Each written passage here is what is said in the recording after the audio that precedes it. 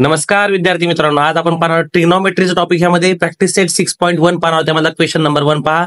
If sine theta is equal to 7/25 find the values of cos theta and tan theta. त्यामध्ये पहा, सगळ्यात पहिल्यांदा आपल्याला काय करायचंय बघा, साइन थिटाची व्हॅल्यू दिलेली आहे म्हणून आपण sine theta is equal to 7/25 हे आपल्याला माहिती आहे. आणि आपल्याला अजून एक फॉर्म्युला माहिती आहे, sine square theta plus cos square theta is equal to 1. आता बघा, ह्या फॉर्म्युलामध्ये काय करायचं, आपल्याला साइन थिटाची व्हॅल्यू यात पुटअप करायची. म्हणजे साइन थिटा जागी होईल 7/25 आणि साइन स्क्वेअर थिटा म्हणून त्याचा स्क्वेअर करायचा प्लस कॉस स्क्वेअर थिटा आहे असं लिहायचं आणि इज इक्वल टू 1 पण आहे असं. त्यानंतर बघा 7/25 आहे या ठिकाणी, त्याला आपण राईट साईडला शिफ्ट केल्यानंतर त्या ठिकाणी मायनस साइन येईल. म्हणजेच कॉस स्क्वेअर थिटा आहे असा इज इक्वल टू 1 मायनस जे काय असेल ते 7/25 ब्रॅकेटचा स्क्वेअर. हा इकडे आल्यामुळे मायनस झाला या ठिकाणी.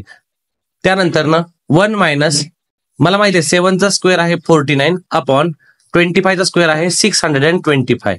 त्यानंतर नेक्स्ट स्टेपला काय करायचं पहा, 625 ने 1 ला मल्टिप्लाय करा आणि त्यातून हे 49 आहे ते मायनस करा. म्हणजेच येईल 625 मायनस 49 अपॉन खाली येईल 625. म्हणजेच आता आपण हे जर सॉल्व्ह केलं तर 625 मायनस 49 किती येतं पहा, ते येतं 576 अपॉन 625.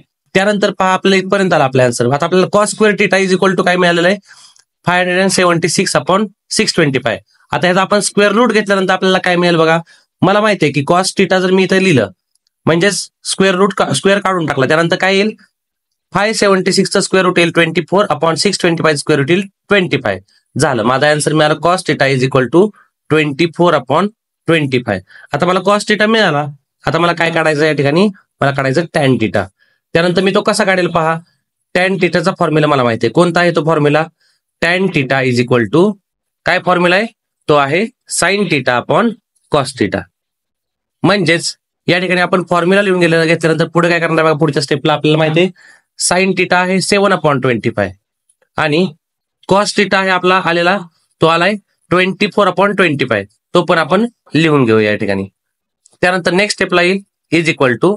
त्यानंतर पहा मला माहिती आहे हा 24/25 खाली आहे, तो वरती घेतल्यानंतर मल्टिप्लाय केल्यानंतर रेसिप्रोकल होईल. म्हणजेच काय होईल, 25 वर जाईल आणि 24 खाली येईल. म्हणजेच काय येईल, या ठिकाणी येईल 7/25 इंटू 25/24. त्यानंतर ना 25 ला 25 काय होईल, कॅन्सल होऊन जाईल आणि त्यानंतर माझा आन्सर येईल 7/24.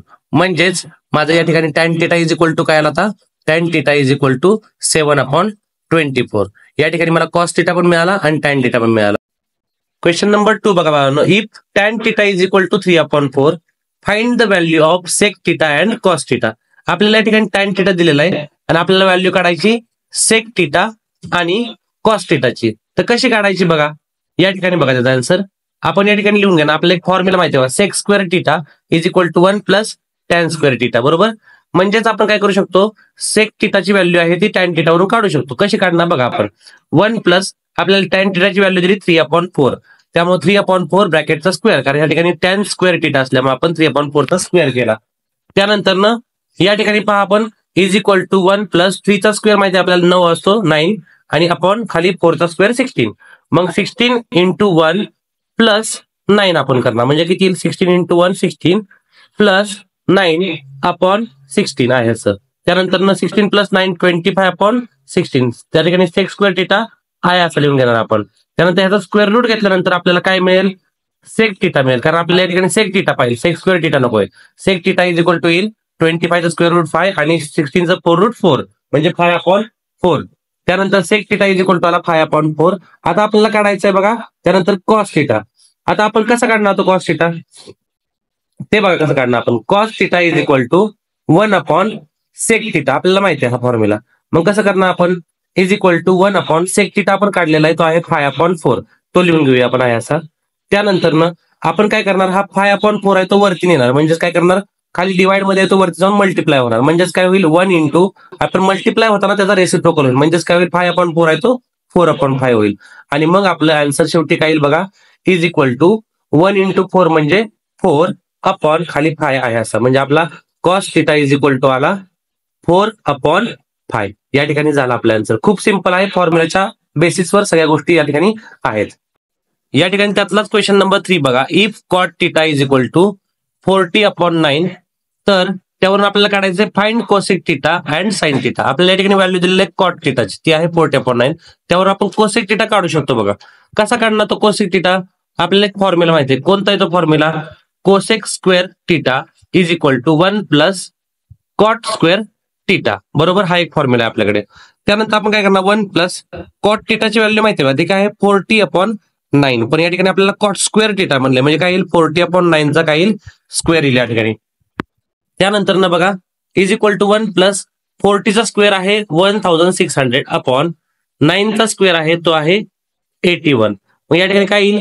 81 इंटू 1 प्लस 1600. म्हणजेच आपलं काय येईल या ठिकाणी आन्सर बघा. या ठिकाणी 81 इंटू 1 81 प्लस 1600 आहे असं, अपॉन 81 आहे जो डिनॉमिनेटरचा तो खाली आहे असं लिहायचा. इज इक्वल टू त्यानंतर आपण याची ऍडिशन करून घेऊया वर्षाची. 1681 अपॉन 81. त्यानंतर आपल्याला आता मिळाले या ठिकाणी cosec square theta is equal to 1681 म्हणजे 1681 अपॉन 81. ह्याचा आपण काय करायचा? स्क्वेअर रूट घ्यायचा. आता cosec theta is equal to काय येईल मग स्क्वेअर रूट घेतल्यानंतर? 41, कारण 1681 स्क्वेअर रूट आहे 41चा, अपॉन 9 खाली आहे असं झालं आपल्या answer. Cosec theta is equal to 41/9.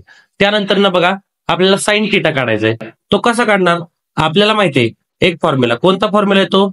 या ठिकाणी बघा, तो फॉर्म्युला आहे sine theta is equal to 1 upon cosec theta.